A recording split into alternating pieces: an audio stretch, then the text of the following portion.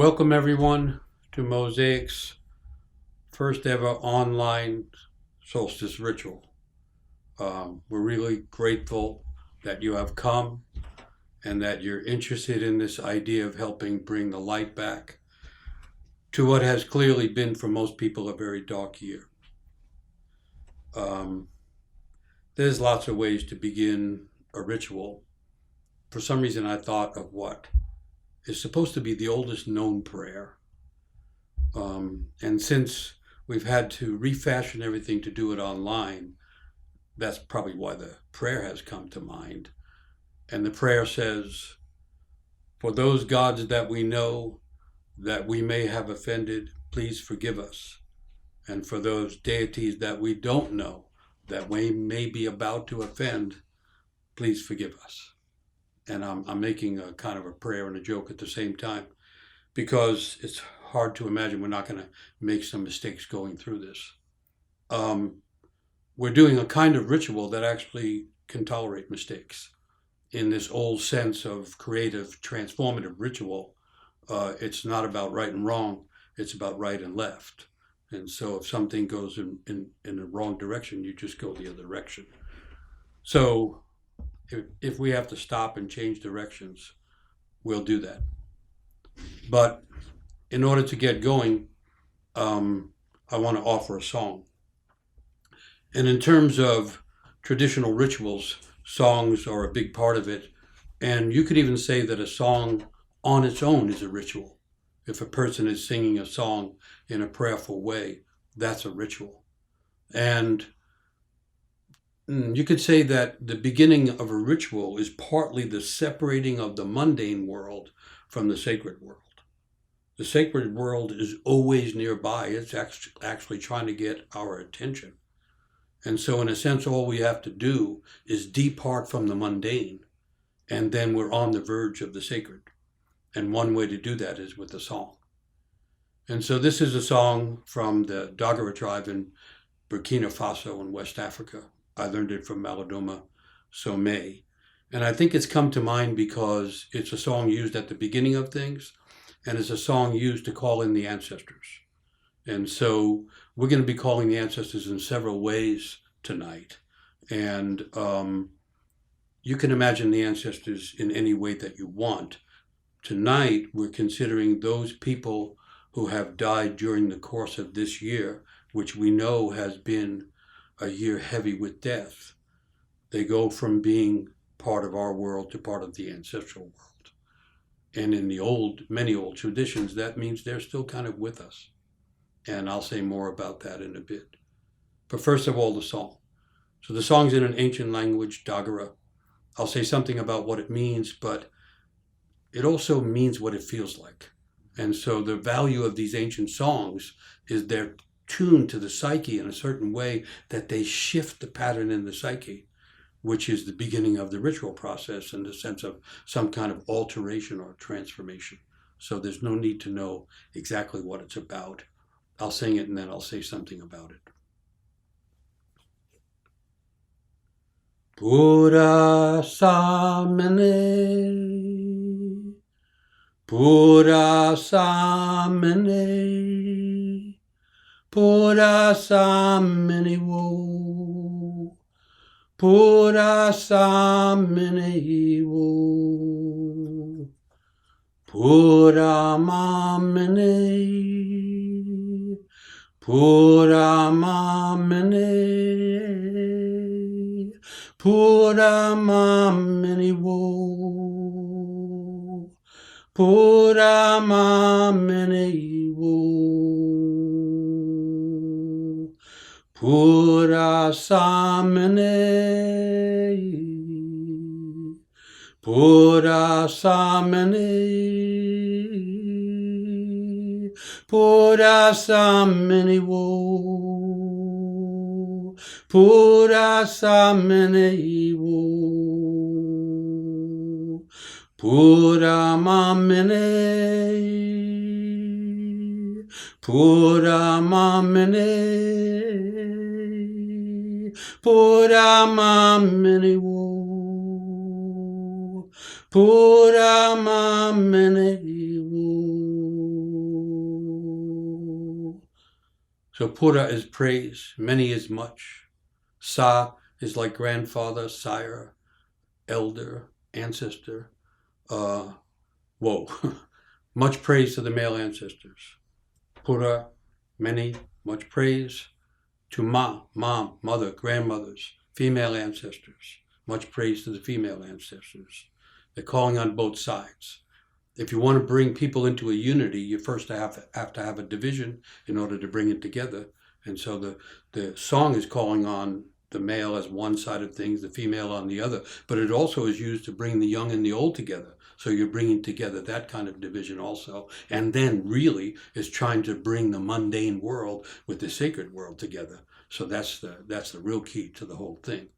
And so, in a sense, the song is saying, may the ancestors, male, female, whatever kind of ancestors may be, there may be, may the ancestors come and inspire us tonight. May they protect us while we're doing this ritual so that we're not interfered with or distracted from why we came, what we're seeking in this kind of night of prayer and song and remembrance. May it be like that. Pura samene, pura samene, pura samene wo, pura samene wo. The last verse is always done to the grandmothers because everyone who has ever come into this world has come in through the grandmothers and through the mothers. And so at the end of the song, you take it back to the beginning. Pura mamene, pura mamene, pura mamene wo, pura mamene wo.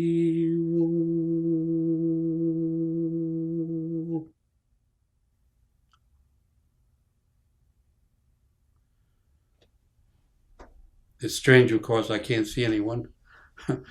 I'm being told that there are a lot of people present and people have tuned in or whatever they do, turned on from all over the world. There's thousands of people involved. And I can tell you that we've gotten hundreds and hundreds of names of those people who have passed during the year. And we want to honor them. We're going to do that. That's meaningful as part of the whole thing. But I just want to say a little bit more about the scope of things and about solstice. And so we're less than 12 hours from the precise moment of solstice, here in this hemisphere. And that's the moment when the sun moving into the dark turns and comes back. There's a key aspect to that idea because solstice means sun stands still. So that implies there's a stillness in which this transformation and turnaround occurs. And so that's a hint that this is the time of year when we should seek more stillness. But there's another idea in there, it's kind of the mythology of it. The stillness at the center is also the beginning. So in ancient imagination, the middle and the beginning are the same. And so the moment of stillness comes in the midst of the change to darkness to light. That's the beginning of the world again. In other words, ancient people in all kinds of cultures saw this as a cosmological event, as a mythological event. And it was a way to really participate in the whole movement of the spheres and in the understanding that creation isn't something that started a long time ago and is kind of wearing down. The old understanding, which should be the new one too, is that creation is ongoing. We are in the middle of creation, and one of the moments when it switches back to touch the moment of actual creation is solstice. And so it's beautiful that way. This has been a hard year. This isn't just like, the hard season. This has been like the hard times for many, many people. And everybody knows the story from the COVID pandemic to the climate crisis that's all around, to all of the economic issues and the social justice issues and everything, all the oppositions and all the conspiracy theories and everything that's plaguing culture. We're living at that time when nature is in upheaval and culture is almost in collapse. It's a rare time to be alive. And this is a rare solstice in the midst of all that. I'll add one other thing, because I know some people think about astrology. This moment coming of solstice on this occasion is also the coincidence of the conjunction of Jupiter and Saturn. And this particular junction hasn't happened in 800 years. And, to me, I'm a storyteller, so everything becomes a story. And so the story of this in a condensed form is that Saturn is the limiter. Saturn is the restrictor, can be the heavy father, can be the heavy-handed leader also. And Saturn has those rings around it, so Saturn wants us to jump through hoops all the time. Saturn is the reality check. But Jupiter, on the other hand, is an expansive kind of energy. And so it's big and it's bright, and it's kind of the energy that encourages everybody to wake up to the depth of their own being and to find their genius and to live it out. And so the conjunction of this expansive, inspiring energy with this otherwise potentially dark and restricting energy is part of this moment that's coming, we're actually already in it, but it's kind of coming to its turning point. And the reason to mention that is that this solstice is an opportunity to change the dynamic and the direction of culture. And as far as I can tell, we need nothing more than changing the dynamic and the direction of culture. And so the other part of the mythology is human beings are not separate either from nature or from the cosmos. We are tied into both. And so all the old traditional cultures imagined that humans had to help the sun come back. I'm not talking about, logic here. I'm not talking about scientific proofs. I'm talking about feeling and imagination and meaningful mythic stories, that humans play a role in it, that the soul of each person, no matter how scared or frail they might be in a given moment, the soul of each person is connected to the soul of the world and connected to the sun and the planets. And so we, in our frail lives, can also step into the changing of the season, the changing of the planets, the changing of the cultural direction, and the changing that might lead to the healing of nature. We can play a part in that. And it's rare that you have a moment with the potency that this particular solstice is having. At the end of this very dark year, in the midst of this really hard time, in this kind of funeral that's been going through nature and going through culture, we have a moment to gather like this. Of course, we can't be together physically. We can be spiritually. And tonight, what we can do is face the darkness, acknowledge the heaviness of what we've been going through, and that's the way we approach the light that's trying to come back. Sweet old idea is that the human soul used to be called the light hidden in the darkness, as if to say there's a poetic connection between a light hidden in our own souls and that light that we're trying to bring back, bringing the sun back into growing the days brighter and brighter. So I want to kind of outline that. And it's this kind of thing that I'm talking about. It's not a matter of belief or proof. It's a matter of feeling and ultimately a matter of understanding. Either we're in the middle of this thing in a way where we can help and we can assist change, we can become agents of creation ongoing, or we are simply frail people at the kind of whim of history. And of course, all the old stories say that the idea that we're disconnected is not true. The true idea is that we're connected, secretly connected to each other, secretly connected to nature, connected also to the stars. The San people, also in Africa, the San people, some people call them the Bushmen. They have this beautiful idea that there's a thread, an invisible thread that goes from the heart of each person to the stars. They call it the feeling thread. And that when a person is feeling, they can feel all the way to the stars. I love the image. I love the idea. Because remember, they're very short people. And they have this deep understanding that they're tied to the cosmos, to the stars. And then they say, when a person dies, a star also falls out of the sky. To me, that's a beautiful way of understanding life and its interconnectedness, and death and its interconnectedness as well. So I wanted to say a few things to get started. I hope everybody's safe. I hope everybody's comfortable. When we go into ritual, another thing to say is, may the spirits, may the ancestors, may the gods, may the goddesses protect everyone tonight, so we can concentrate on the core of our lives. We can concentrate on our sorrow, on our imagination, on why we came together tonight, and not worry about other things. So also wanted to say that. And then a little something about the course of things. We've done this kind of solstice thing for a number of years. We usually do it in a big church. These really nice people at the Old Pilgrims Church in Seattle, they let us drag trees and big stones in there, and we make all these altars and shrines, and then there's hundreds of people present. And so when we sing a song, everybody learns a song and we're all singing. And I really am looking forward to that day again, when we can be together, be embodied, and feel the presence of each other's vitality and so on.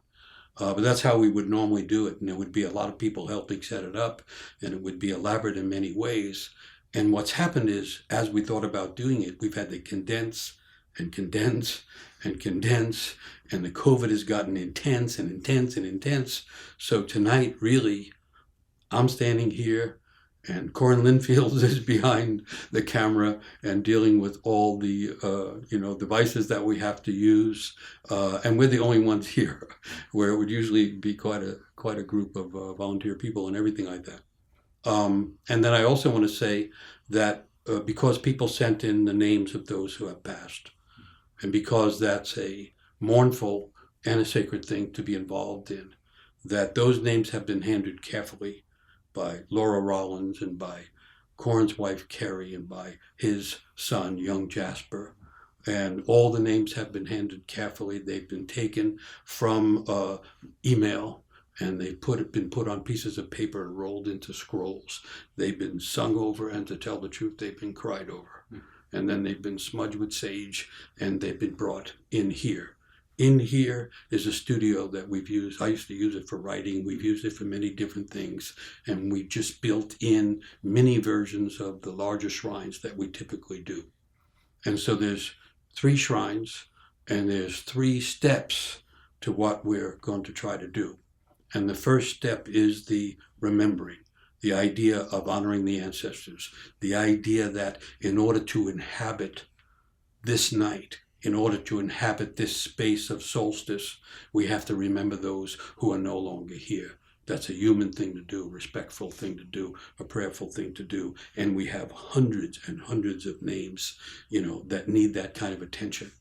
So I'm not sure how much more information to give, but it does occur to me that people, I know that people are joining late and things like that, that if you didn't send the name in, when we get to naming and when we get to singing the song for those who have passed on, you name the people that you're thinking of. You write them down if you want. In many places in the world, there's an old idea that if you come upon a funeral, you join. Not because you necessarily know the person who has passed, but because you know death and you know someone who has died. So in the midst of a ritual of remembrance, you may remember someone who you haven't thought of in a long time. And so you say their name. Again, when we've done it all with everybody together, everyone's singing, and then we start humming. And while we're humming, people are calling out the names of those who have passed. And we can't pull that off right now. So I'll have to do all the singing. But during the singing, you can name those who have passed. And so, you can always do a silent prayer, but there's an old tradition of speaking the prayer out, speaking the name of people. Because remember, they say in the beginning was the word. So when we say something, if we say it prayerfully, we're actually touching the beginning again, and we're speaking that person's name. And it used to be said that a person is not really fully dead if someone is remembering them, if someone is saying their name. And so I want to invite people to keep bringing in those that we need to remember. And they say also in many places that the ancestors are simply the ones who have passed on. They used to be here, they passed on to the other world. And over there, they're interested in what people are doing here, and they're trying to be supportive. And ancestors are connected to dreams. And so if you want good dreams, say prayers to the ancestors, because it seems to be part of what they do is send dreams. So try to think of anything else that might be helpful as we go along, but hoping that everybody is settled and maybe ready to proceed. I want to turn to the first shrine. Now, in moving from, I'm standing in front of the shrine that's going to hold the candles when we call back the light by singing and praying. And I want to move to the ancestor shrine. And because it's just Corin and myself, and because we only have one camera, and because we've had to figure all this stuff out in the last couple of days, Corin's going to move the camera as I move. And so it might be a bumpy little path over to the ancestor shrine. So forgive us if things get a little confused, or it's kind of like the world we're living in. There was another song I was thinking of at the beginning of starting this, which starts out by saying the world's gone wrong. So we should be getting used to bumpiness. So I'm going to check with Corin. Are we okay? I hope I'm in the right spot. Mm-hmm. Okay, so now imagine you can see the ancestor shrine. Couple of things else to add about ritual. The kind of ritual that we work on is not solemn. Solemnity is not the main point. It's imaginative. It tries to be creative. And so it's not a fixed ceremony that has to be done the same way every time. As a matter of fact, it's done differently every time. Every year when we do solstice, it goes differently. And so, and also to say, the way we do it one time, even if we're satisfied with it, we don't do that way it again. And only the people that were there are the ones that ever see it. This is the first time we will have diverged from that rule. It's always been that only the people who are present see it. But in fact, there's going to be a video of this, which Corin will send to everybody tomorrow in order to look at it again or do what you wish with. And there are also a lot of people who signed on, but they're in different countries and different time zones and so on, and say they won't be seeing it until the morning, which is also the time of, literal solstice. So I hope everybody can see the shrine. And also to say, since we were caught within the limitations of COVID and other things, we've built the shrines out of material just around the property here. The stones are from outside, and the mossy branches are from the trees here, and so on. And then the little scrolls are the names that people have sent in. So we received so many names. We had no idea how this might go. But in fact, we received so many names that there's no way that I could say all the names. So it's not going to be a naming of everyone who sent something in. I'm going to read some names and tell some of the little stories that came with some names, so we get a feeling for what's happening. We get a feeling for who has gathered here together, and we get a feeling for the people who have passed on and what their lives were about, maybe, or what their deaths were about more explicitly. And so we've lit some candles, and this is like a representation of the underworld. And so it's kind of darkish, and it's dark stones.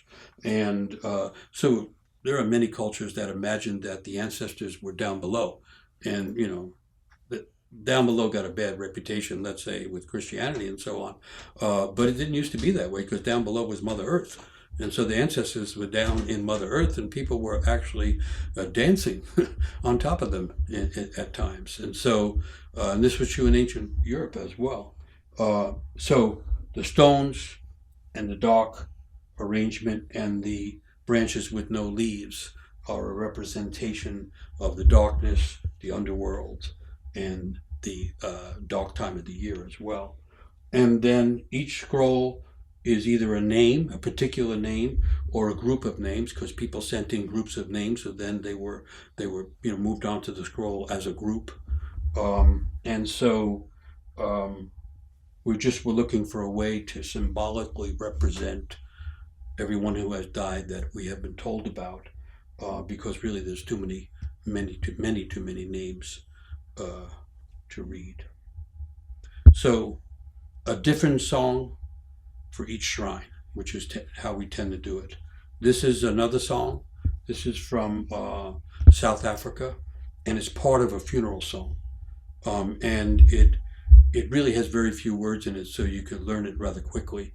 And also to say, if you want to try singing these songs, what I learned when I was first learning traditional songs and rhythms, my drum teacher told me every mistake is a new style. So the idea is not to be worried about making a mistake. It's ancient language. You can't hurt it. But it can feel good to participate in the song. And another old idea is every song is a prayer. And so by singing this song, we're making a prayer. And I want to mention a couple of other things. In the kind of archetypal ground of funeral, it used to be understood that when someone dies and they're in the other world, they're disoriented. They used to have a body, now they don't. They're in a completely new place. And so the way that the living people help those who have passed on find their way were basically three things. You say a prayer for them, and that helps them find their way. You sing to them, and that helps them move in a good way and find their way. And you weep for them, and that gives them deeper vision when they're in the other world. And so I want to invite the singing, the prayerfulness, and if tears come, why would anybody fight with that? And so first the song.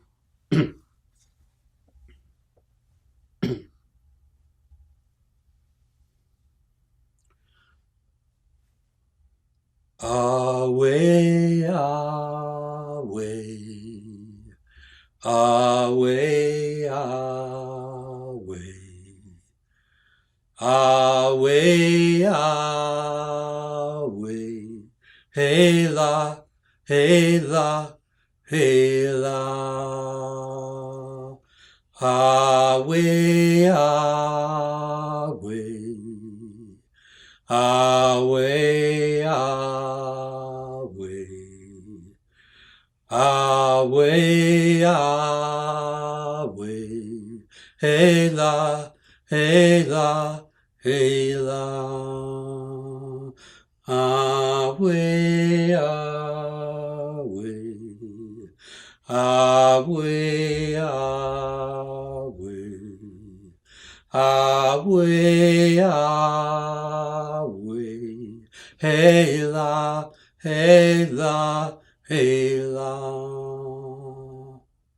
So that's the feeling of the song. And so I'll go back to the song after saying some names. I'll go back and forth between the names and the song. And so we'll be able to say some of the names and get a feeling for who's present and whose absence they're concerned about, what the losses have been. And like I said, if you're fortunate enough not to have lost someone, you know about loss, you know about death. You can go join this kind of memorial funeral process. And so I'll read some names and then go back to the song. And I have to tell you honestly, I'm looking all around for where are the people, because when you're doing this kind of thing, you're feeling and looking for and trying to find, is everybody okay? Have people got the sense of it? Are they settling in? So I hope that's the case, and I hope it's making sense. But honestly, I can't see anyone. But I can read names. So we just put out the word that we wanted names if people wanted to send in names, not knowing what would happen. And we've got a flood of names. And in the way of the world, here's the first one that came in. I want to remember Keitano Ki, 16 years old, my beloved grandson. I think that started the tears right away. you realize someone so young dies. My husband and I lost our adult daughter. We miss her and love her. Her name is Jenny Ann Scotcher. Thank you for this. Please remember Arthur Cook, who died tragically and much too young last month. And then what happened? Those were some of the first ones to come in. And then just yesterday, we found out about a young friend of ours. So we've done a lot of work with young people all around the country, and we go out and stay in these remote camps, and we do rituals, and we grieve, and we try to heal each other. And our young friend, Javier Brooks, who was with us the last time we could gather out in the Redwood Forest, he lost his mom, Kavona Kimberly Brooks, and his aunt, Kavina Madison Brooks. And they are twins, and both of them were shot last month. And he's now in deep grief, and he's reaching out for community. And so we want to hold him in our hearts, and we want to hold them in our memory. Could you scroll, Corn? Mm-hmm. Past that. So, you know how it is in the world. It's a rough world. All kinds of things happen and all kinds of things came in. If you could please add my dear older brother's name. He was murdered on November 10th. His name was Denny Smith, and he was 38 years old. Please include Michael Murphy, my good friend who committed suicide last month. Please remember my friend Stefan Vordish, who died this summer in an accident. Please include John O'Leary, who died in a fire. Hachala Handasa, who was shot in Ethiopia and died there aged 34. And please include Naya Rivera, who drowned at age 35. Then there's another one where it's complicated, but I have to say it, where a woman had met a man and they were involved with each other. He had pain in his life, and the two of them went to her mother, who was like a healer, to get some healing for him. And when they left that healing occurrence, he drove the car off the road across a creek and hit a tree, and they both died right after being at the healing. And the mother's last experience of her daughter was that. And so she wrote in and just asked us all to be careful for ourselves and for others. So I'm going to go back to the song and try to sing along, or think of who you're grieving for, or just pay attention to what comes to mind. Away, away, away, away, away, away, hey la, hey la, hey la, away, away, away, away, away, away, hey la, hey la, hey la. For all those that we're not naming who died in some tragic way. Away, away, away, away, away, away, hey la, hey la, hey la. That's how we would do it in the church, only it would be hundreds singing, and we could feel it. And you know how it is, people start feeling each other's grief, and then we go back to hearing some names.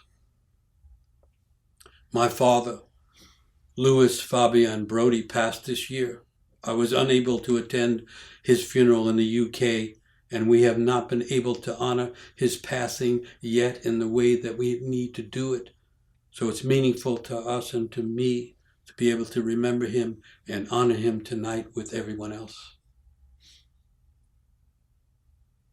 Someone else sent in, may Jork and Evola be in the circle of light tonight. And may all the healthcare and frontline workers who have lost their lives to COVID be remembered and be honored for all that they have given. Please mention the name of Rob Feldman, who contracted COVID while working at a prison. There's that whole story. Prisoners trapped, they can't get away from each other or from the COVID, and people working in the prison trying to help with all that. Please remember Sada Simran Singh, who died from COVID in October. Please include my mother, who died from cancer this year. Her name is Kamala Devi Bajwa. And also my brother-in-law, Rajiv Mudgil. Neil was my father, who passed from pulmonary disease.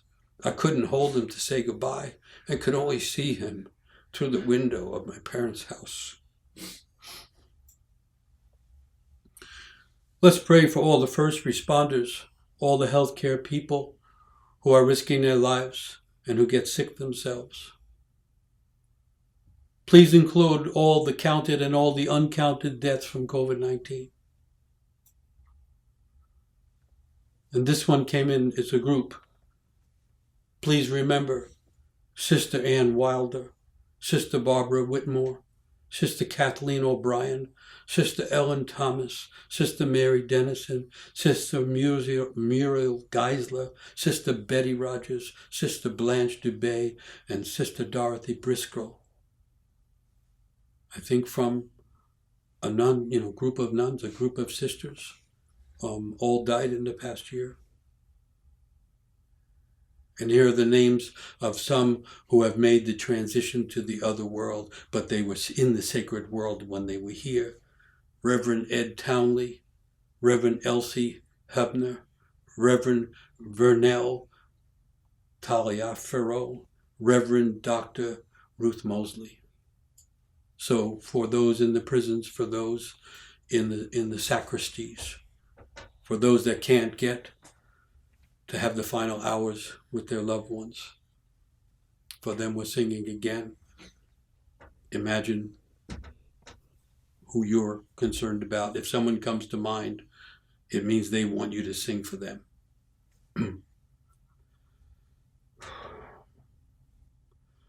Away, away,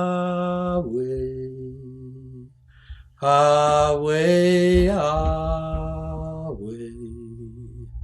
away, away, hey la, hey la, hey la, away, away, away, away, away, hey la, hey la, hey la, away, away, away, away, away, away, hey la, hey la, hey la.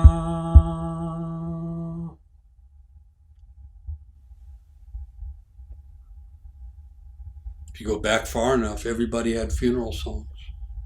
And everybody knew when someone died, everyone should come together.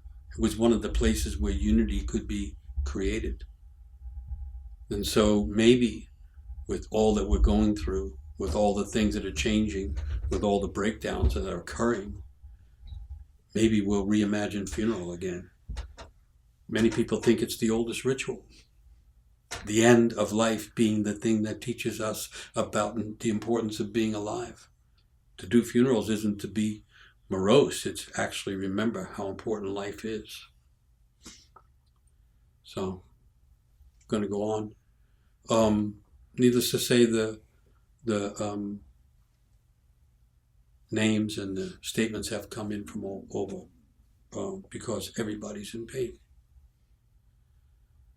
Since the signing of the peace agreement in Colombia, more than 1,200 people have been assassinated. And during this last year, 378 people have been killed, all of them human rights defenders and environmental leaders trying to protect their lands. Jorge Calero, Miguel Tapi Rito, Diaceli Noriega are only a few of the names in this map of shame and human destruction. From LA, East LA. Names of our newly departed ancestors: Salvador M. Macias, Antonio Torres, Rene Montes. Can you please remember Daniel Scott and Blackie Cat and Angel Dog?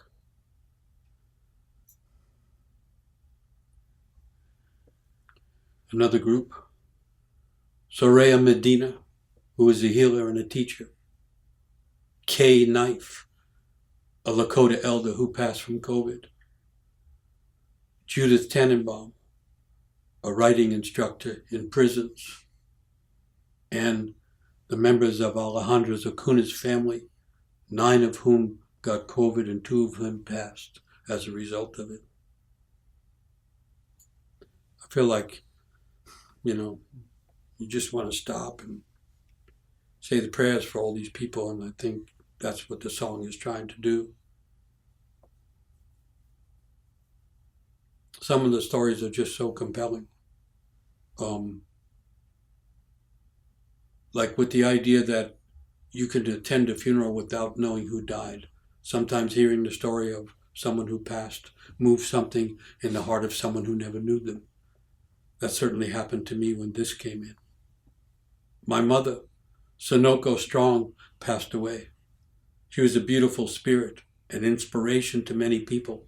She was a genuine elder who suffered much, her soul having been forged in the flames of the firebombing of Tokyo. According to the Chinese astrology, which she and I studied together, her kokoro, or heart spirit, was called metal in the mountain. And so this spring, I will take her ashes up to Mount Canago, and I will bury them in the rocks there at the summit of that mountain, and I will bury them in a little metal urn. Jesus. That's just beautiful and heart-rending at the same time. And it's kind of an education in funeral. It's supposed to be a creative thing, a funeral. So in honor of that elder, that mother who passed, some others that came in around the same time, please remember Remo Manato, who died at 91 years of age of COVID. Please remember Margaret Sheets, my dear aunt, who was 98 years when she passed. And please include my mother, Antoinette D'Amico, age 100, when she passed to the other side. So, for all the mothers, for all the elders, for all those wise people who sometimes die alone or die like nowadays when they can't be with their loved ones, let's hold all of them in our heart. Away, away, away, away, away, away, hey la, hey la, hey la, away, away, away,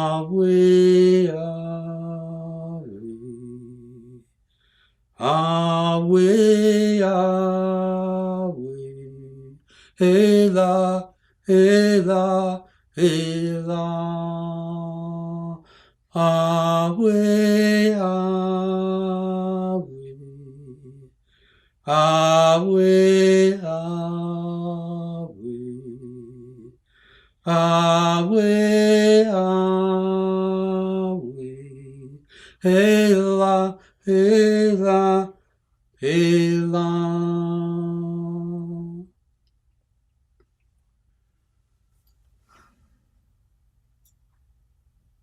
If I could submit the name of a fully formed being in utero who was fated to mysteriously join the ancestors in lieu of staying on Earth, Estella Ray Lang was born deceased on the 17th of November in 2020. She is a profound grief teacher who infuses those who remain here with ever deeper love and sorrow. May we be blessed to become keenly skilled in grief, increasing our capacity for vulnerability and love. Happen to come in at the same time or a similar time. Please remember all the children who have died this year, especially those who died from abuse and neglect.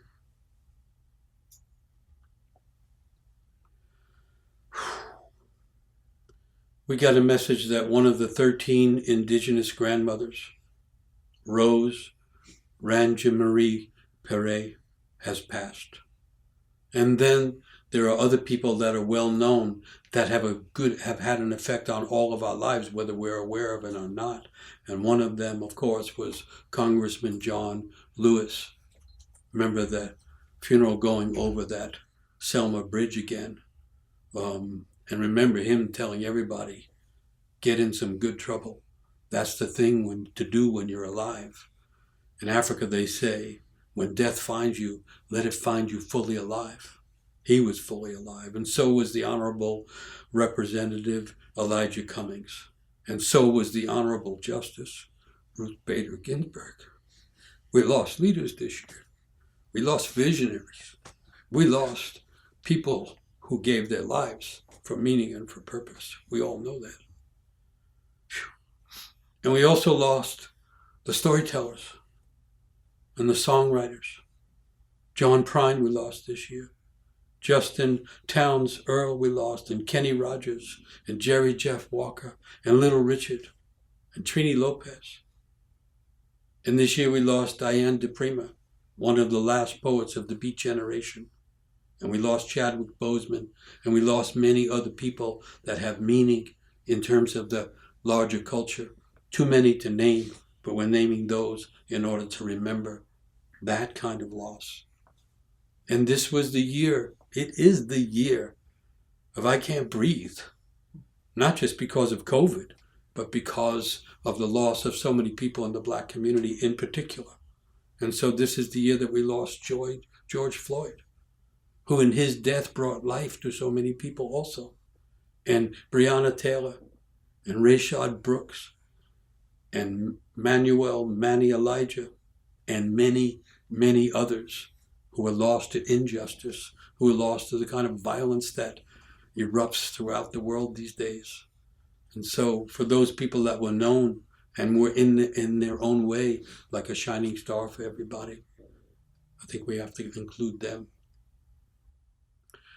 Away, away, away, away,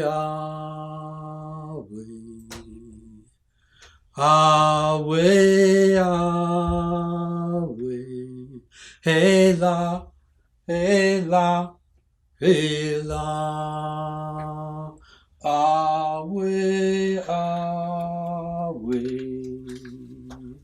away, away, away, away, hey la, hey la, hey la, away, away, away, away, away, away, hey la, hey la, hey la.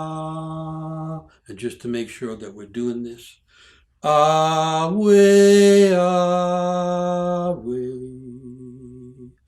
away,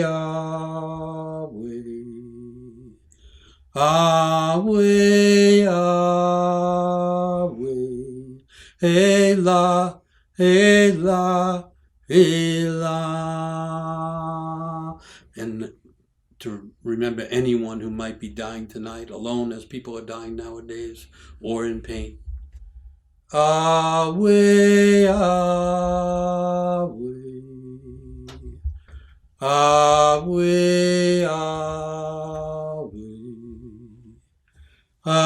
away, away, away, Ela, Ela, Ela.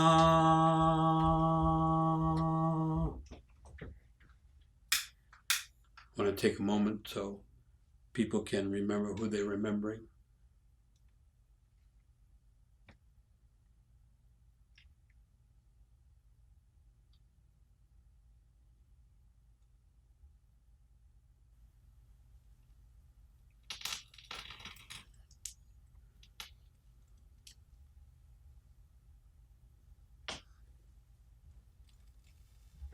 At a typical event, people are waiting to go to the shrine. Everyone's singing. And then one by one, people go up and they put their name down. In this case, they put a scroll down. And you get to see people do it. And I'll tell you something, people look beautiful when they do it. Because it's something beyond ourselves. That's the old definition of our prayer. Anytime we're thinking beyond ourselves, we're praying. And you can see people praying as they wait to do it. Strange thing in rituals, sometimes you're standing around for quite a while.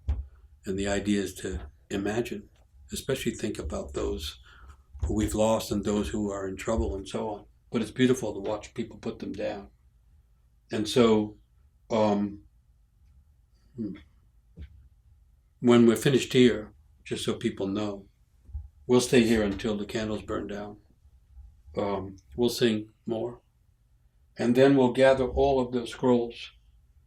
And I should mention that the red thread on the scrolls, which is similar to the red thread I'm wearing, in ancient India was called Upavita, the thread of life. And so it's the thread that connects the living to the ancestors. And so everybody's tied it together that way. Anyway, when everything's over tonight, we'll take all the scrolls and then we'll go outside and make a fire. And then we'll burn all those scrolls together. And that'll include any names that came in late. And we'll also be remembering everybody that came together. We'll do our best at just kind of making it a big prayer. And then it all burns and then the smoke goes up to heaven or to the other world as a final prayer in this process. But also to say that, a funeral is never one thing. In most traditions around the world, people have funerals a year after or 100 days after the person has passed. It takes a while to bury someone. And I know that right now people are losing their loved ones and they can't even be with them. They can't have a funeral.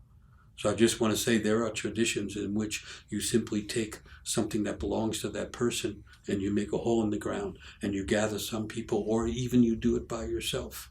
And then you make your own prayer. You make something up on the occasion. You say something so that the words start to come from the heart. And you sing a song if that's what you can do. Or whatever you do, even if you're just there in silence, that's a funeral. That counts. And then, so usually people, I know in the modern world they don't do it. It's like they think the person died and that's it. But we're not supposed to carry the weight of that inside ourselves. And so you can make a funeral anytime that you need to. Just trying to say that. So thank you everyone for sending in names, for trusting us to handle them. And thank you for caring about those who have died and for caring about this whole idea of having reflection on the loss of life on the night when the light's going to come back from the dark or the night before. So thank you for that. And now we're going to move to another shrine.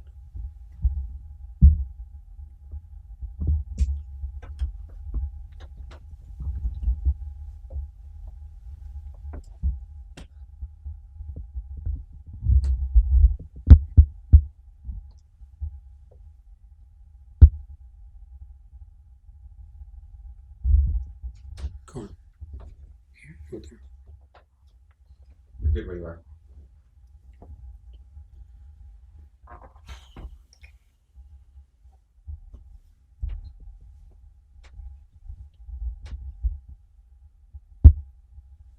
Sorry for the disorienting.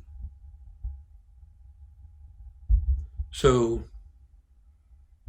in the kind of imagination of this, we're on our way to making our prayers in order to assist the light to come back. It's a right thing to honor those who have passed, have respect for the dead. It makes us actually more alive in a way, in a feeling way. But this is something we've learned, that on the way to do something meaningful or beautiful, we have to have some sense of forgiveness. We have to, in a sense, forgive ourselves. Near as I can tell, everybody has that need. And near as I can tell, it's not a common thing in modern cultures. And so people walk around all the time feeling unforgiven or having not been able to forgive themselves for mistakes. And everybody makes mistakes. And so for years, working with young people in the gang life, in the street life, but also working with battle veterans coming back from Afghanistan and Iraq, and older veterans coming back still trying to come back from the Vietnam War. We found out we had to develop forgiveness rituals. And so we've done that. We found old ideas and we refashioned some things. And so in this case, I think we asked everyone, if possible, to have a flower or flowers. And that's because of this shrine. And that's because of forgiveness. And so just to explain the shrine, this is a statue of Kuan Yin. Kuan Yin is the goddess of mercy and forgiveness. This is a Chinese version of the god of mercy and forgiveness. But a goddess like that appears in many places around the world. Isis in Egypt, Mother Mary in the Christian tradition. And it's almost always a feminine figure, that loving mother that forgives, but it's also connected to the earth, because the earth forgives us all the time. You do the worst thing you've ever done, and you take your next step, and the earth accepts that step. So the earth is kind of the source of forgiveness, like any mother could be the source of forgiveness. And so we have that statue, and the idea that you don't have to believe the stories of goddesses and things. It's not about that. It's actually knowing something about it and having an understanding that we have to imagine where the forgiveness comes from. And so the idea is, if we're on our way to help make healing happen, or help healing happen, to help change the world, to help bring light into the darkness that we're all experiencing, it would be really good to have forgiven ourselves for some mistakes, so we could get a fresh start the way the sun is going to get a fresh start as we go through these last hours of solstice. That's really the idea behind it. And so imagine many cultures over the history of time would have rituals where they came together and people found ways to forgive each other. How would that be in the modern world? Imagine. People can't even understand the divisions that are happening. But the greater idea is to figure out how the forgiveness might happen. And so, unfortunately, it usually takes a lot of tragedy to generate the kind of courage that it takes to find mutual forgiveness. But in this case, we're just imagining how to forgive ourselves. And so the idea, we suggested having a flower. And so it can be any kind of flower. And if you don't have a flower, you can just almost use anything if there's a plant nearby or anything. I like things that are from nature because of the old idea that a flower or even a branch is like nature's microphone. So that if you speak into it, the words you're saying go right into nature. And nature is the source of change. That's what nature means. There's an old saying, nature is spirit with a green garment on. And nature is constant change. So if we want to change our nature, we use a connection to nature to change our own selves. And so in this case, we're trying to figure out how can we do this? How can we symbolize it? The idea of using a candle for a funeral or a memorial, that's pretty common, and it's really understandable. In a sense, the flame of the candle is like the flame that was in the person's heart. And so here, we just thought maybe everybody could hold their flower or something that represents that, or if you're the kind of person that prefers to write it down, and we just take a few moments to imagine what it is we want forgiveness for.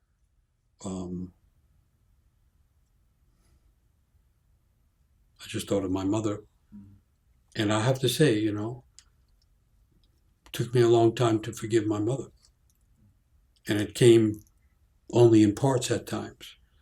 But the biggest thing about it was I realized I had to forgive myself before I could forgive her. So there's something in this, that we have to forgive ourselves, that we have to acknowledge that we've made mistakes, try to figure out or reference those mistakes, and then forgive ourselves for it. Everybody makes mistakes. It's just that people forgot that we were supposed to somehow get through and get over those mistakes. There were a couple of people who sent some things in about forgiveness because they kind of are familiar with this ritual.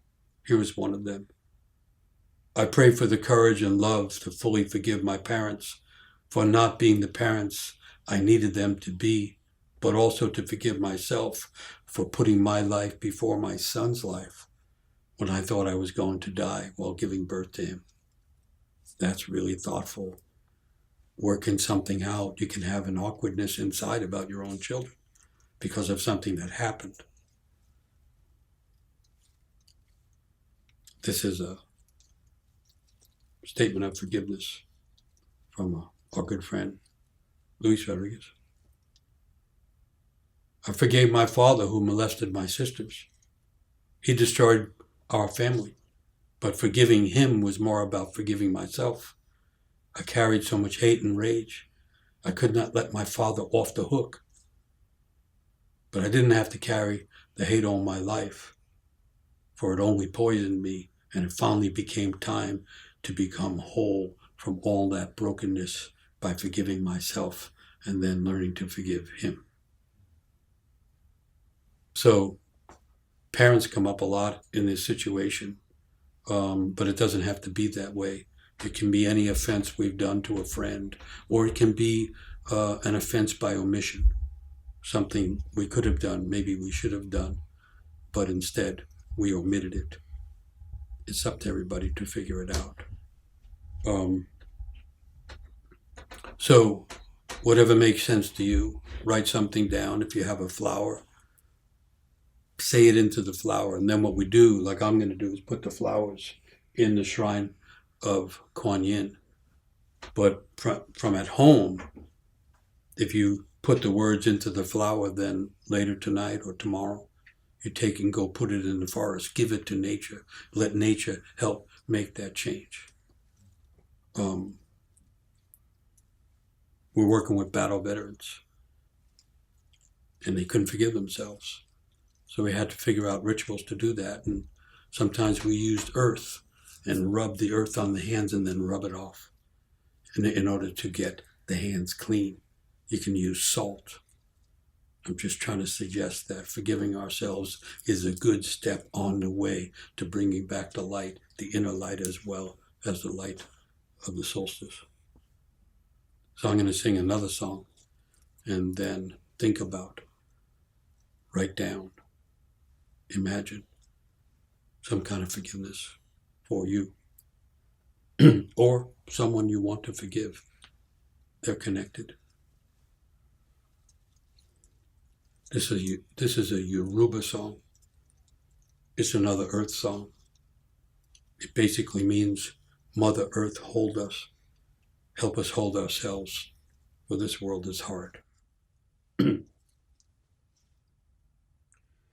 Nene,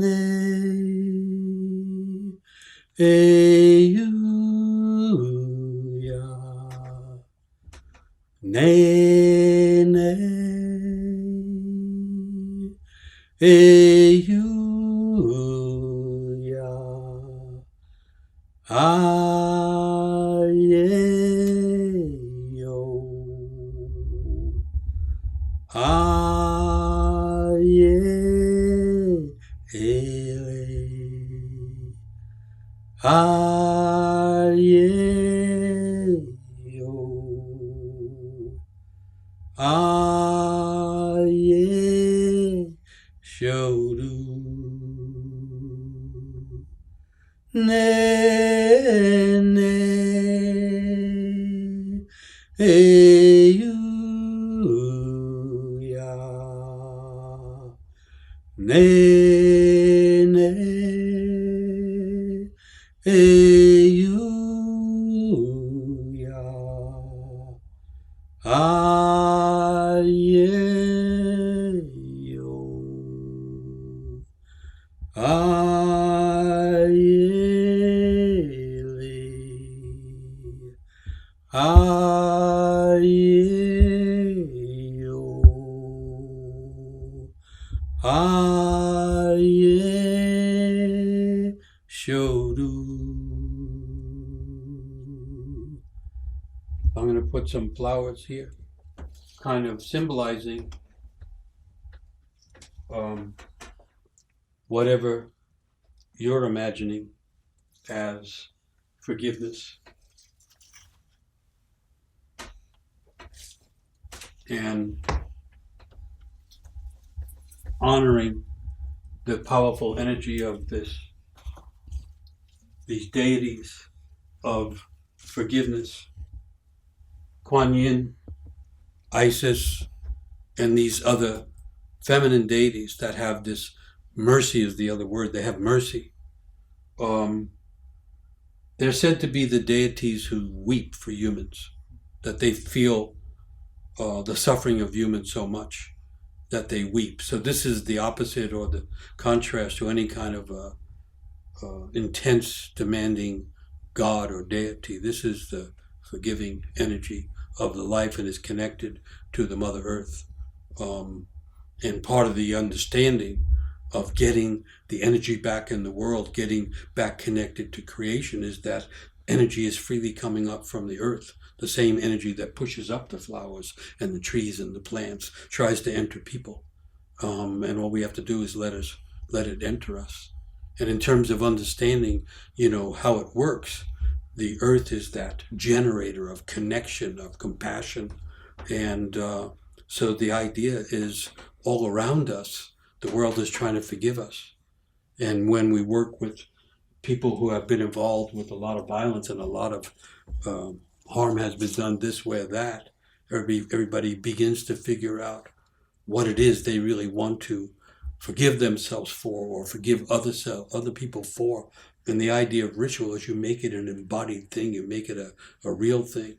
And so we'll often do it out in a forest. And while people are walking through the forest, they hear voices saying, the earth forgives you. And the trees forgive you.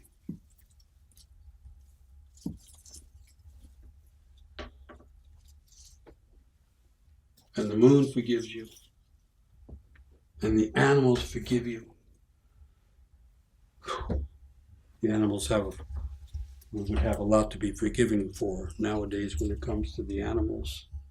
But also, people would just spontaneously say things, and it just becomes like an instant healing. Your mother forgives you. Your father forgives you. Your children forgive you.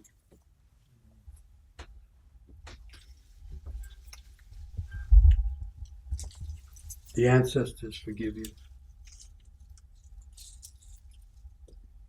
I want to mention the animals again, because so many people are so close to animals.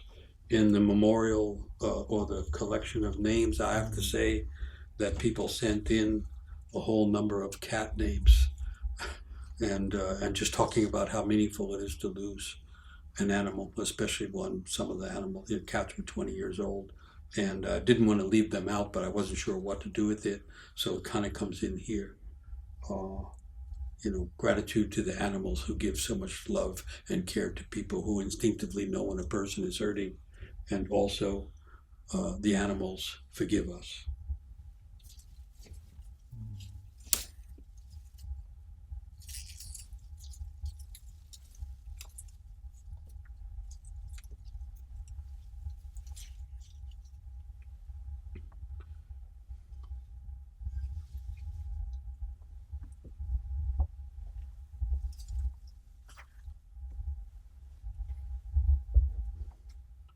So that's the forgiveness thing. It's a little hard to do without people being present, because we can sing to each other and bless each other and activate that forgiveness. But maybe the beauty of this can help, and that imagination of Kuan Yin, mercy and forgiveness, mercy and forgiveness, and Mother Earth, been so broken, so mistreated in the modern world.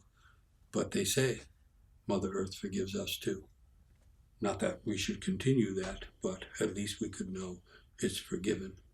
And so I want to sing the song again, honoring the earth, honoring the generosity of the earth, honoring the mercy that comes from the earth energies, honoring that sense of forgiveness that we all need. I mean, to me, here in America, the whole thing should stop. Just stop. The stillness in the middle of the solstice, just stop.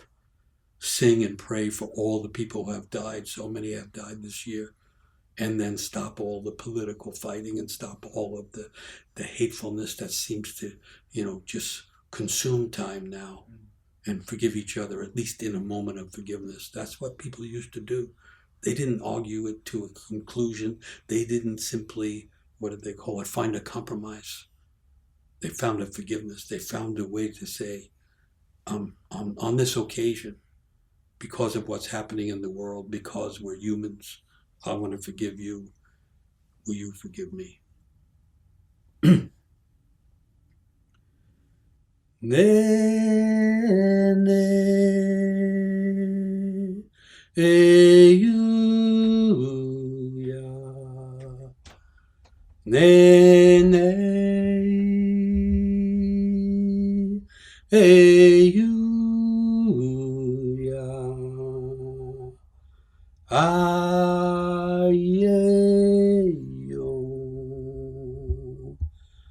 ayele,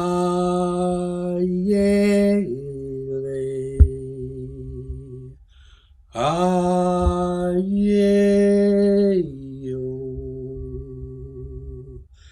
aye shoru, nene, eyuya, nene, eyuya, ayeyo,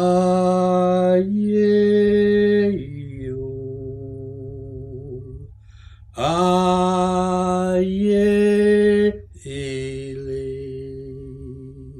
ayeyo, aye show you. Mother Earth, forgive us and hold us, for this world is hard. People used to have songs for everything. Songs that people could come together and sing, and the idea of ritual and the idea of song. We're not supposed to carry heavy things, corpses, bad feelings, mistakes our whole life. Rituals are to get it out of ourselves, to express it somehow, to let it go, let nature take some of it.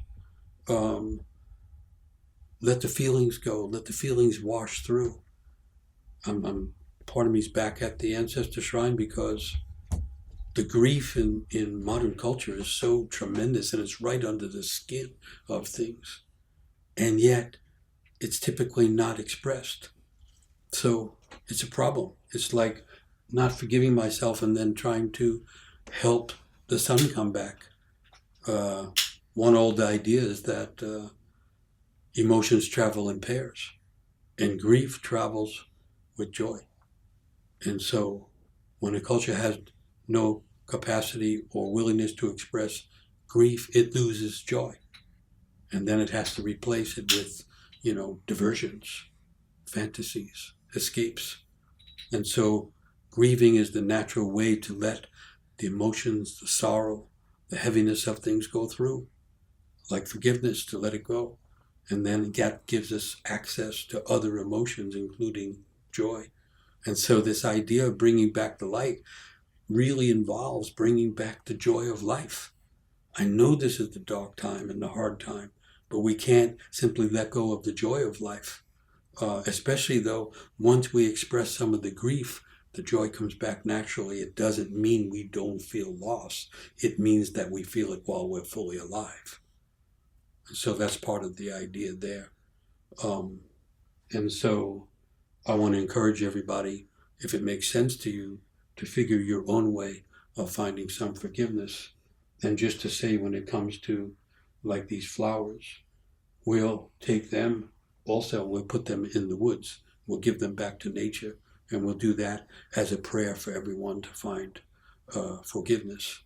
And so what we're doing, most ritual is about getting something started, not getting it completed. And so whatever happens or you feel about what we're doing here, trying to do ritual online, it's to start something. And unlike a lot of things, they'll say, don't do this at home. We say, do this at home. Do it at each other's homes. Do it outside in the forest. Do it, Ritual is the natural way for humans to try to move things that get stuck and try to move feelings that are trying to go through us, because the feelings are trying to kind of rearrange our vitality. That's at least one way to look at it. So Mother Earth told us, for this world is hard. So I'm going to move again. And so there's going to be a little disorientation going on.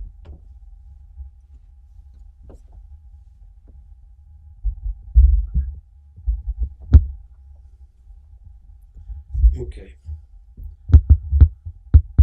Every time I move, Corin has to move cameras and other equipment.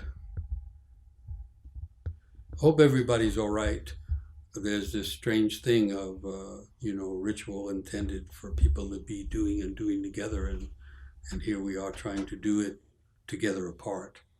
And so the part of me that has concern for people, because in a ritual you watch and you see who's hurting, you see who's aching, and then you go try to help them with that. So part of me is hoping everybody's okay or finding some way to participate. So we're back to where we started from. And so this is one of those kind of shrines, stair steps or pyramid. And the idea here is to help bring the light back. And so we're going to try it here online, but the period of solstice is actually lasts for quite a while. And so you can get a feeling for it here and then carry it on.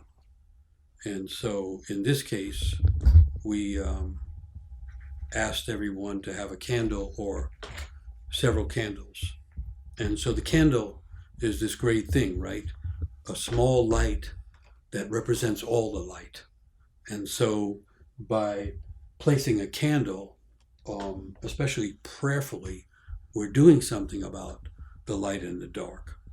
And so what we usually do, and we're going to try it now, is each candle represents someone's prayer. And so if you have a candle, somewhere in the midst of the next song and the next process, you can light it. And this is that simple thing. It can be done quietly. I can silently make my prayer, but I want to repeat the idea. In the beginning was the Word. And so if we put words in the world, and if we do it with intention, and if we do it with respect, and we do it with prayerfulness, it's changing the world. It changes the world. I'm not saying it changes everything and it's all fixed, but it makes a change in the world. And so saying a prayer out loud is a really valuable thing, and it's a really ancient thing. And in saying prayer, to me, it's a really large poetic area. So I mean, some people have fixed prayers that they repeat, but there is also the spontaneous, I want to make this prayer in this moment because I'm feeling this way, and I just saw someone who is hurting, and I want to stop and make a prayer for them right now with whatever capacity I have to put into words the feelings I had about them being in pain, and wishing them some healing. You can make a prayer on the spot about anything. And so this is that kind of thing. And so now's the time to start imagining the prayer that you want to make for the future. So solstice, the radical change in the movement of the sun from the far reaches of darkness, beginning to bring the light back and make the days longer. Someone could say, well, that's going to happen anyway. That's true. But something else happens when that occurs. There's a kind of like a deeper energy that can be engaged. And it's also a matter of being real clear with oneself. That's why I like to say it out loud, that I'm praying that more healing comes to more people, and then it comes sooner in the form of vaccines, if that's appropriate, but in the form of all kinds of other emotional and spiritual healing as well. By saying that, I'm making clear for myself what I actually feel. It doesn't become a guessing game later. Did I really mean it or not? Yeah, I meant it. I said it. I lit a candle. I put it out there.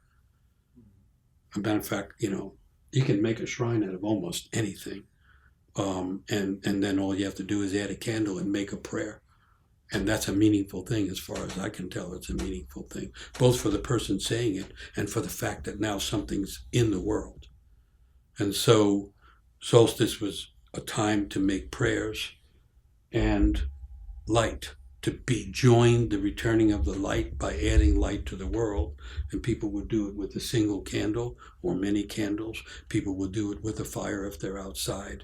Any of those things can do it. And it used to happen all over the world. I just had an image in ancient Ireland. One of the traditions was that all the fires would be put out, all the hearth fires, before stoves and electricity and all. Everybody had a hearth. They kept a fire going.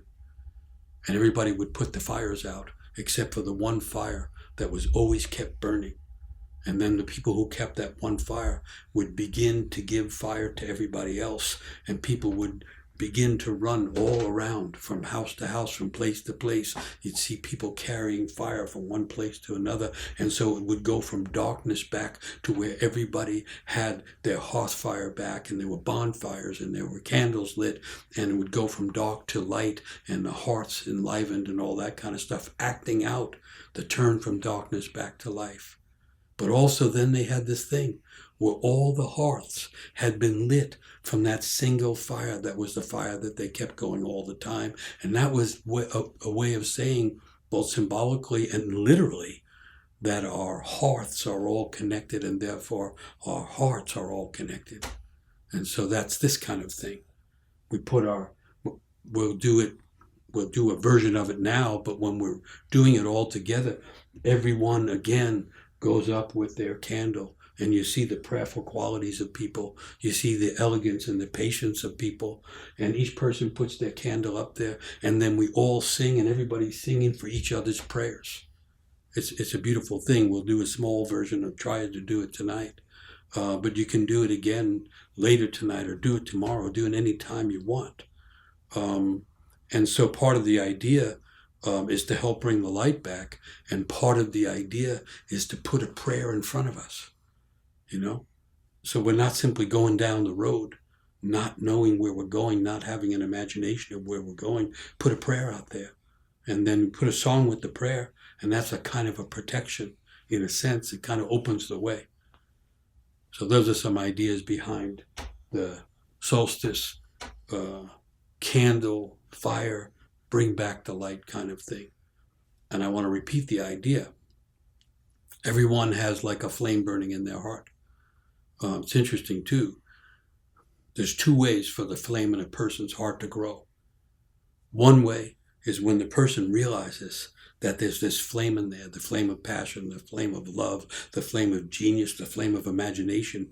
Everybody has that kind of flame in them. And when people realize it, the flame grows. And the other way it grows is when someone else sees the flame in one's heart. And that causes it to grow also. It's another way to understand how people need each other. Because when people recognize and acknowledge each other, a little bit more flame grows in the heart. And in a hard world like we're in now, we need that mutual recognition, especially now when we're having to stay apart so much. And so, it makes me always think of bowing now. You meet people, mask, and you bow like we're in a ritual anyway because we're wearing masks. Just some ideas and feelings about how ritual is supposed to be one of the ways that we move energy and connect to each other. And so, so we have some candles that we're going to put up here representing your prayers, our prayers. And I'm going to read some of the prayers that were sent in. And I have to say, hundreds and hundreds of prayers were sent in. And it's really beautiful and it's really meaningful. And we would be here well past solstice if I read them all. So know that we've read them all and that we've heard them and that we've kind of put them into the candles that we have here. And so when they're up here, we're going to be singing for all the prayers that were sent in, and we can be singing for the prayers that you make on the spot right now. Interesting thing in ritual, you can be on your way, saying, I was going to make a prayer for this, and now on your way to the shrine, a new prayer comes to mind. And the old idea is if a new one comes in, go with that. You can always go back and do the other one again. And so if you're doing this like along with us, or you're going to do it later or soon, imagine it your own way. It doesn't have to be one prayer, one candle. You can put a lot of them there. And sometimes when we've been doing it, that's what's happened. People just won't stop. They keep putting prayers there. And so, all right. So the song for this, for bringing back the light, it's another African song. And the good thing about it is one word. So we can kind of like learn it together. It's just the one word being repeated. And it's another prayer from the Dagara tribe that I learned from Malidoma Somé. And the word is Azima. And the meaning of it is roughly gratitude to the earth, thanks to the earth, acknowledgement of the earth and all that the earth gives, Azima. But in learning the language, I learned that the word in Dagara for star is Z-I. And Azima has Z-I in it. And I asked, what's that about? And they said, well, remember, we live on a star. The earth is like a wandering star. And so they're also honoring the earth as a star as part of this cosmological dance that's going on. So in singing to the earth, we're also singing to the cosmological change that's going on, honoring the earth, gratitude to the earth. And in this case, we're also asking the earth to help carry our prayers. And so that's part of the idea behind it. And I want to repeat the old idea. As frail as we are, as fearful as we can become, as confused as we can become, we still each have some capacity to help the world, the cosmos continue. And so in our little way, we make a prayer, possibly to make things better. But also in the course of this stuff, the idea that we can't make it better unless we accept where it's at. So that'll come out in some of the prayers. But I want to give the sense of the song and try it out. We'll go through it a number of times. And just also to repeat, every mistake is a new style. This is never about perfection. The word perfection means to go through the form. It actually means to complete it and it's over. When it's perfect, it's gone. Mistakes are part of it. And it's not right and wrong, it's right and left. So we try to do it, and then we can try to do it again. So here's the song, Azima.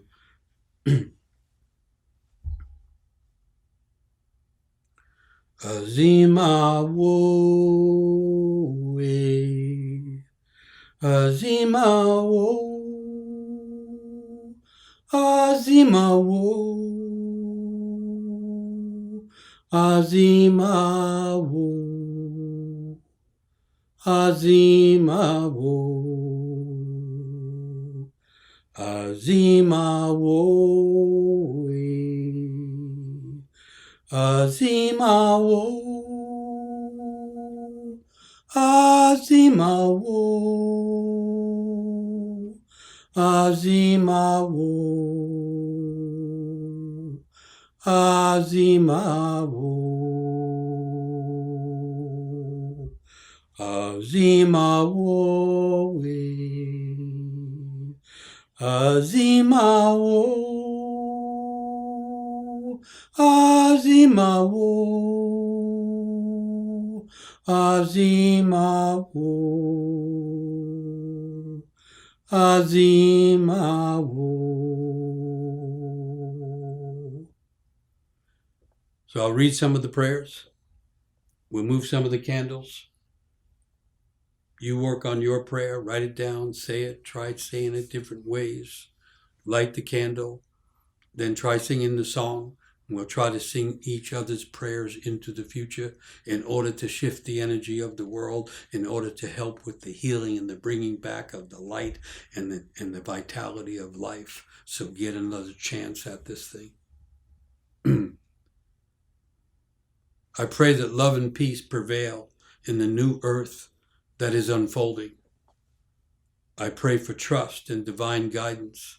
I pray for discernment and the courage to carry out what's being called forth from each of us. So that's a beautiful prayer. And I'm going to move a candle for that prayer.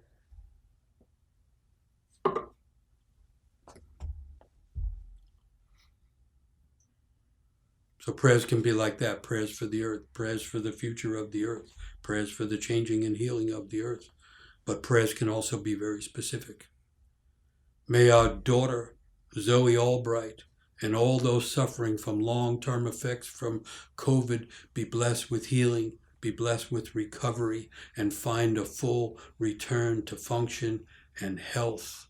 I pray for those people who are still recovering from the virus and will be recovering for a long time. May they be blessed with strength and healing and a return to a full vitality of life. So there's one. It's for all the people, but it's also for specific people. So to honor and to pray for that. And this is similar. For the long haulers, it says, let us honor our collective aloneness this holiday season. Let us respect and honor the loss of companionship and family. For listen, right now, we may be open to a different kind of belonging. So there's trying to imagine a change. So let's say that prayer is for everybody who is more alone this holiday season, for everyone who's feeling the loss of connection to a loved one and fearing for those other loved ones for that. But also, in the midst of that aloneness, may we be open to a different, other kind of belonging.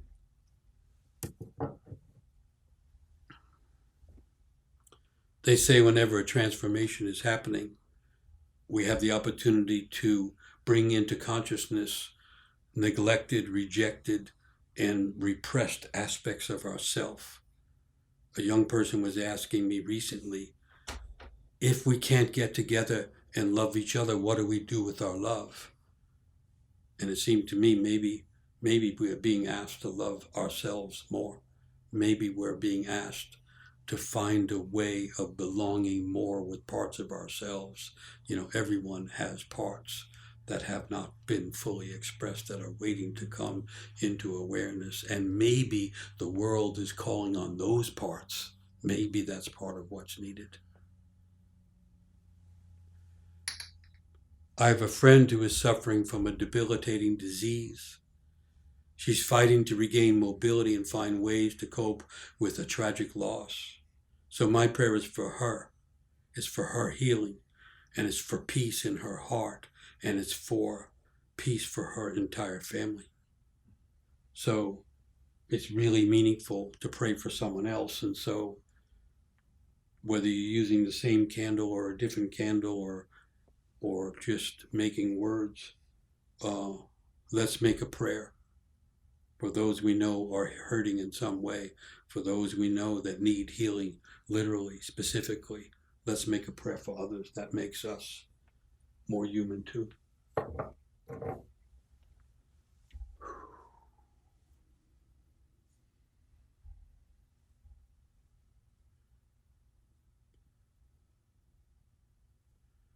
So this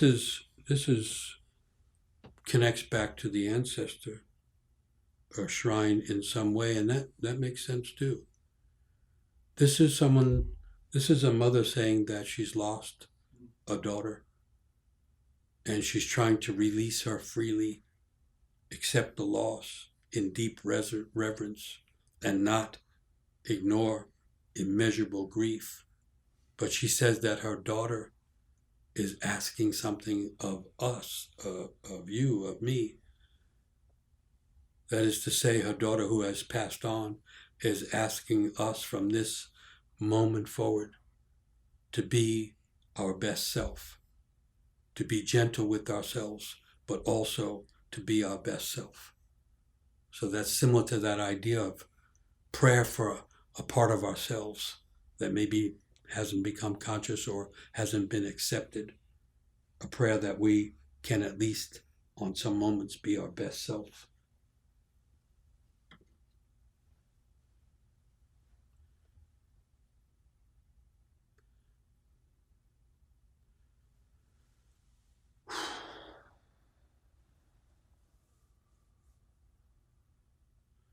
My prayer is for true deep healing, for all creatures, for all plants, flowers, for trees and every sacred breeze.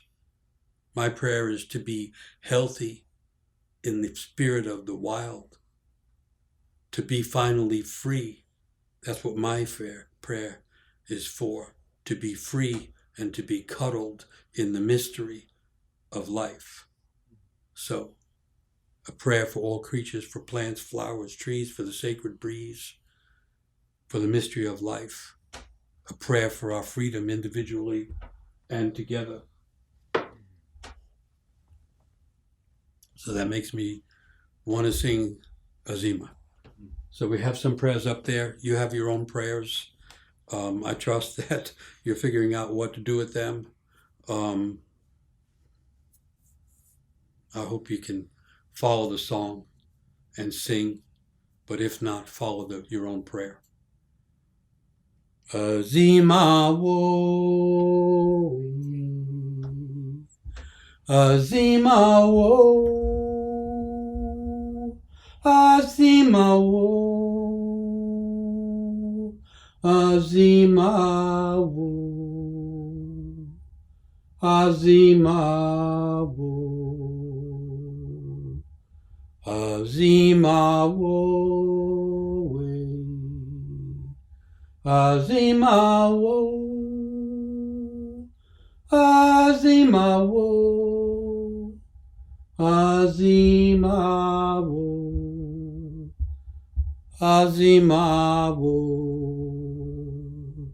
While I was singing and looking at the candles, our young friend Javier came to mind. So I added him to the candles that were already there. And another friend of ours that we found out recently has COVID. She came to mind, so I put her there. I'm trying to suggest the freedom that was in one of those prayers. We have to be free enough to pray in many different directions, to try and offer and send and call for healing in many different ways. Azima wo, Azima wo, Azima wo, Azima wo, Azima wo.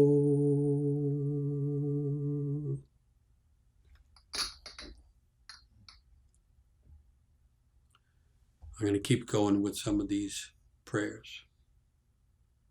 I pray for deep healing, for well-being, for less despair, less stress, and far less chaos and awfulness.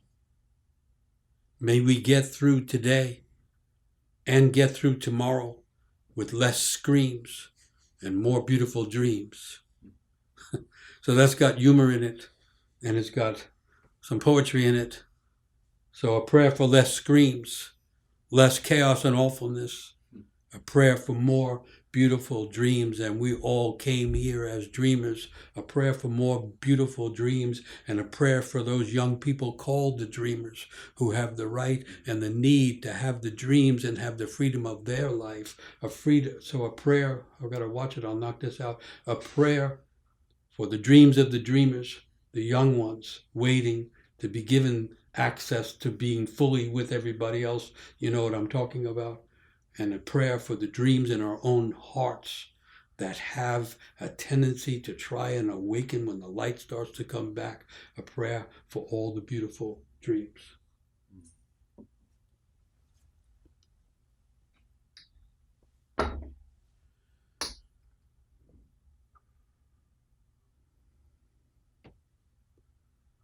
So some of the prayers are really short.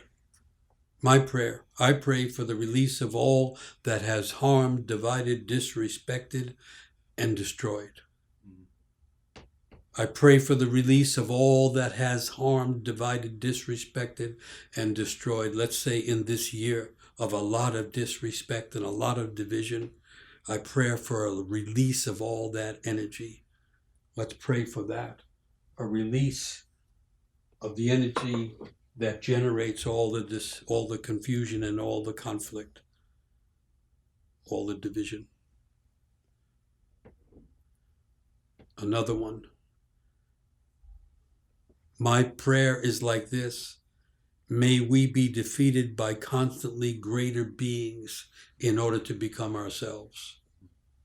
May we be defeated by constantly greater beings in order to become ourselves. Instead of fighting with each other, let's be defeated by really great beings and maybe become ourselves.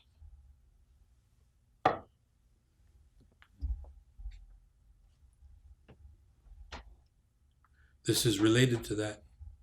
I pray for the end of divisiveness.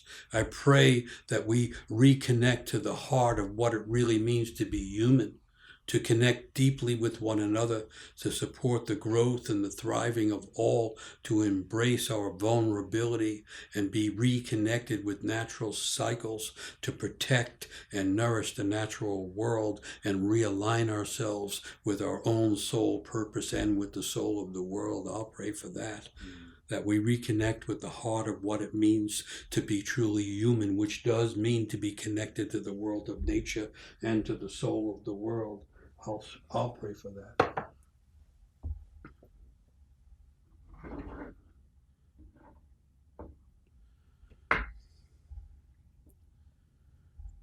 This is connected as well. I offer a prayer for this country, that it be protected from those wishing to cause more discord. I offer a prayer for the government, that the new president and the new vice president are protected and that they are guided in wisdom so they are able to help heal this nation. A prayer for the healing of the nation, and we could extend it not just from this nation to other nations, and I don't see it as necessarily political, but more as spiritual. We need whoever can be leading in the areas of imagination, wisdom, and healing. A prayer for leaders to help heal, a prayer for nations to become more real and more genuinely human. I'm going to sing again for that. So you can make your own version of any of those prayers. Azima wo we, Azima wo, Azima wo, Azima wo, Azima wo, Azima wo we, Azima wo, Azima wo, Azima wo, Azima wo. We have a lot of prayers that were sent in. I wish we could all be looking each other in the eyes and all singing together. I'm doing my best to try and carry the song that is usually carried by many people at the same time, so I'm hoping that you're in the spirit of this.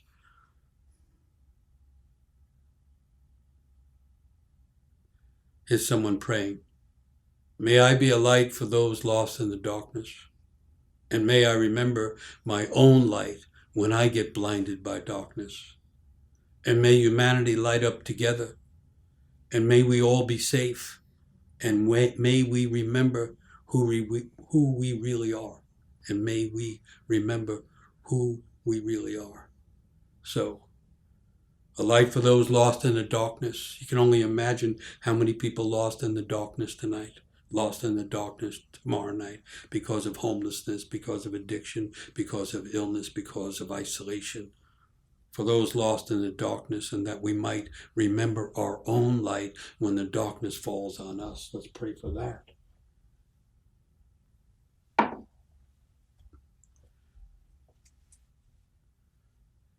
And then it gets specific again. May my son remember love. May this changing rekindle his light, and may it help him find his blessings. We don't know which son that is, so let's say for all of our sons, may they remember love, may they rekindle the light of their heart, and may they find the blessings that are theirs in this world. And as long as we're saying that, why don't we say, may our daughters remember and learn love.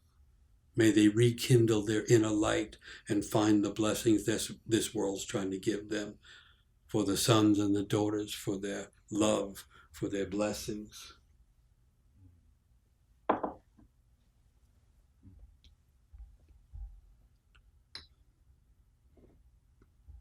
This is another one about the light.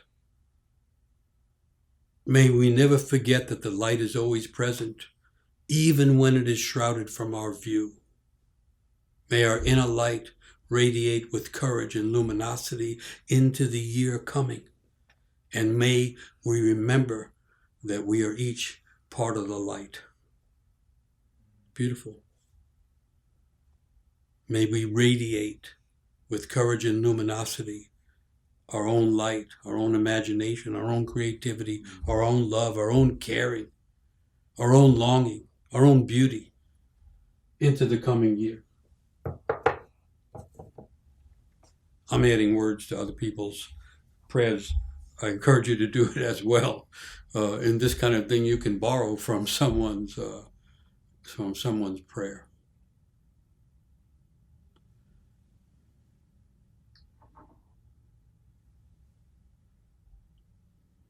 There's a really simple statement here of offering a prayer for the unhealed ancestors. So this thing is coming around where the world is changing so much that issues that are from the past are coming back to the present.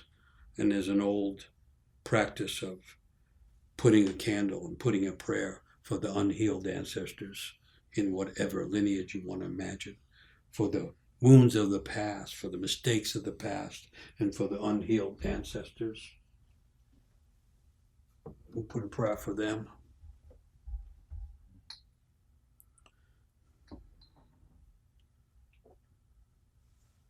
So this is a traditional prayer. Someone sent it in. It's an Ojibwa prayer. So it's a Native American tribal prayer. And it speaks in a certain kind of language, but it has its grand beauty. And so if we were in the realm of the mothers and grandmothers with Kuan Yin, this is a prayer to the grandfather. That kind of compassionate figure that in some places they call the grandfather. Grandfather, look at our brokenness now. We know that in all of creation, only the human family has strayed from the sacred way. We know that we are the ones who are divided and that we are the ones who must come back together in order to learn how to walk in the sacred way. So, Sacred One, teach us love, teach us compassion and honor so that we may heal the earth and nature and so that we may heal each other. So that's beautiful. Look at our brokenness. Let us become the people who were divided, who then come back together, not simply for compromise, but to learn to walk the sacred way again. May we be part of that healing. Maybe we be part of that sacred way. You know, it's easy to get despairing and depressed any day in the world now. These kind of prayers are to help shift that energy inside. And you can see that ancient people had similar troubles. They knew that humans were the ones that could go wrong. And this is connected to that. According to our indigenous mythologies, Colombia is the center of the world, and Chiribiquete is our entrance into the Amazon that leads to the origin of life on earth. So I pray for this ancient wisdom and this ancient source of life and life to come and guide our efforts to save our own lives, to save the life of the earth, and to bring healing to all of humanity. So there's a prayer coming all the way back from the origin of life, from the entrance in the Amazon. Let's put that prayer and go with that prayer.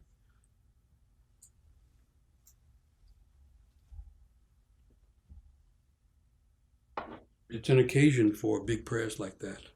And so I want to put those on the song, and in a sense you send the song out ahead and you send the prayers with the song, and the prayers ride on the rhythm and the sound of the song.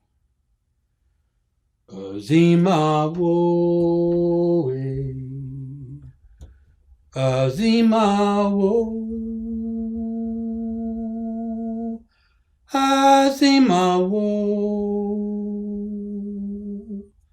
Azima wo, Azima wo.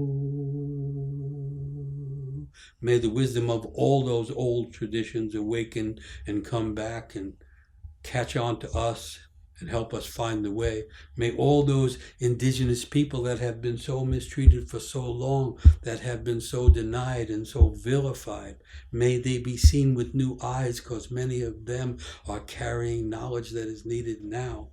May we see, as the prayer said, with those new eyes that can find a sacred path that we can walk together. Azima wo, Azima wo, Azima wo, Azima wo, Azima wo, Azima wo, Azima wo, Azima wo, Azima wo, Azima wo.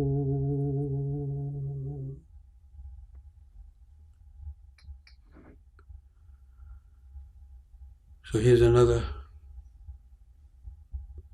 The world's soul is calling for the most profound alignment between us and our deepest truths, our most decent and compassionate impulses, and with beauty in all of its forms. So let us awaken and meet the challenge of this call.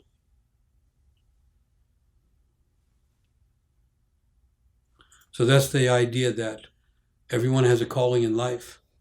Most people don't find it, but it's trying to call us. And it's calling to the genius and the gifts that are naturally in our soul, that we would awaken and figure out how to give those gifts.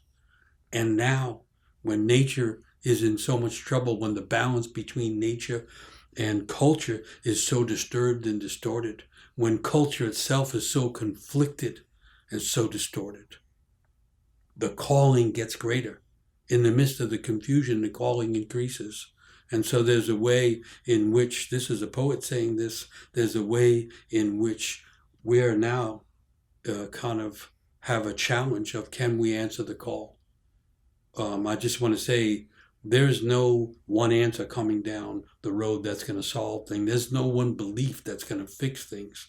It's a matter of people awakening to the light of their own heart, to the meaning of their own dreams, to the capacity of their own calling, and to the gifts that we each have to give.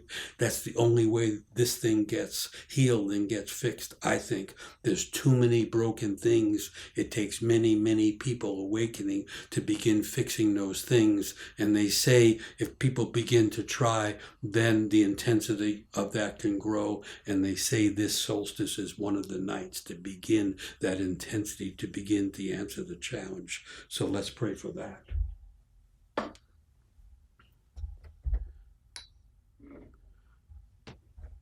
So this gets personal again. This is how they come in. They come in big prayers for the earth. And then, there's two great stories, the eternal drama of the earth and the cosmos, and then the story of individual humans' life, which are connected through the soul.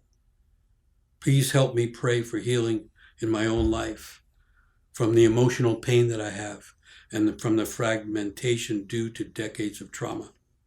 Let this pain itself be transformed to a power and to a light for the good, not just of myself, but for others. And may I slow down.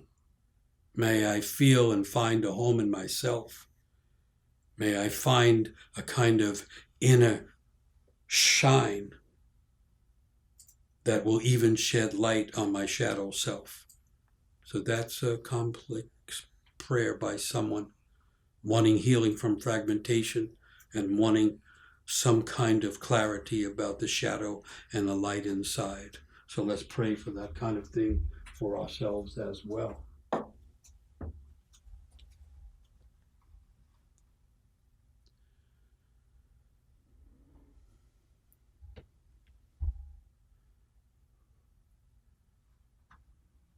So here's one.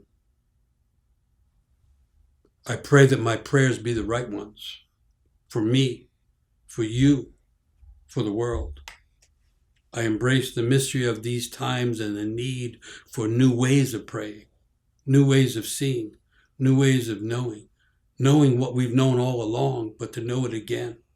And so I kneel to the ground, I kneel to the stars, I kneel to the mystery of life. I cry for the incarcerated who can't be with the ones they love. I cry for the dead and for the deadness in our culture. May we learn to bind our wounds. May we learn to see the hidden gold in each other. I pray for that. That's a good poem. That's a good prayer. Let's pray for all that. Let's even pray for the kneeling down for the earth, for the kneeling down to the stars.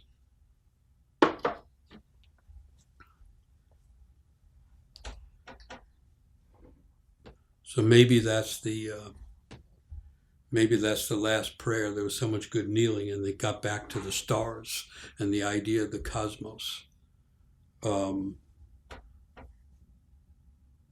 Maybe that's a good place to end. I see this other one. I guess I've got to do one more. Okay. There's so many. I mean, I really would like to just start over again and name a whole bunch of more people who have passed on and then sing to them all and then get a new list and do that and then get some more forgiveness and then come back for more prayers. Uh, and in ritual, sometimes you do just break time and keep going, but we're in the ritual of Zoom as well, and so there comes an end time. I'm starting to stretch it a little. But here's another one. I lend my voice to the common call for light's return.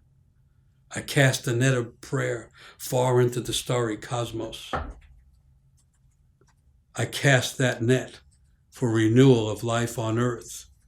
I cast it to help the disappearing species and to heal the seasons off kilter. I cast it to enliven the wild places, the wild forests, the wild rivers. I pray for the return of proper rains and for the salmon and for the winged ones. I pray for vibrant crops to feed all beings, to feed all and nurture all brothers and sisters who are bowing in mutual respect for compassion to then awaken in every heart and to express itself in acts of kindness and generosity. I pray for that. Okay, so that was another strong one. So let's pray for all those things, the beautiful wild things, the salmon coming back, the awakening of all kinds of things inside people, but also the bringing of the healing to both nature and culture. Praying for that. So,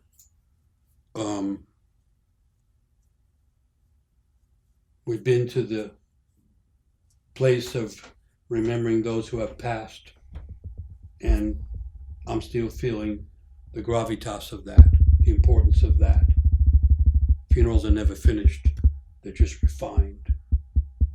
And I'm still feeling the sense of Kuan Yin and that beauty and the meaning of forgiveness, and really hoping, wishing everyone can find some forgiveness and offer some forgiveness to each other. And I'm very much wishing that sometime soon enough healing will occur that people can come together again in the body as well as in the spirit, so we can sing together, so we can cry together, so we can make prayers together, so we can even laugh maybe someday together again. But more than anything, this idea that it's a time to make prayers. It's a time to pray, put prayers in the world. It's a time to help each other get prayers into the world. It's a time to imagine a future that hasn't happened yet. It's very clear that the world that we had is gone and there is no going back. And the people that are trying to going back are turned the wrong way. But it's also clear that we don't see yet what's coming. And so our prayers could be partially shaping that world that's trying to come, as someone mentioned in one of their prayers, the earth that's trying to form and arise. This is that kind of time. It's not just the dark time of the year. It's not just the beginning of the end of a year and then another year comes.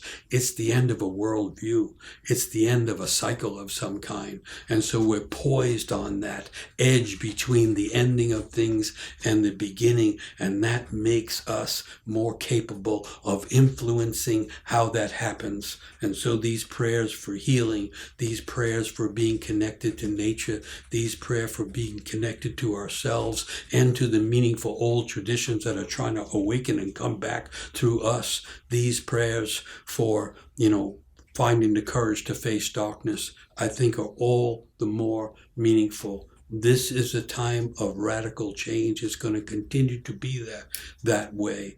And we happen to be the people who are alive at that time.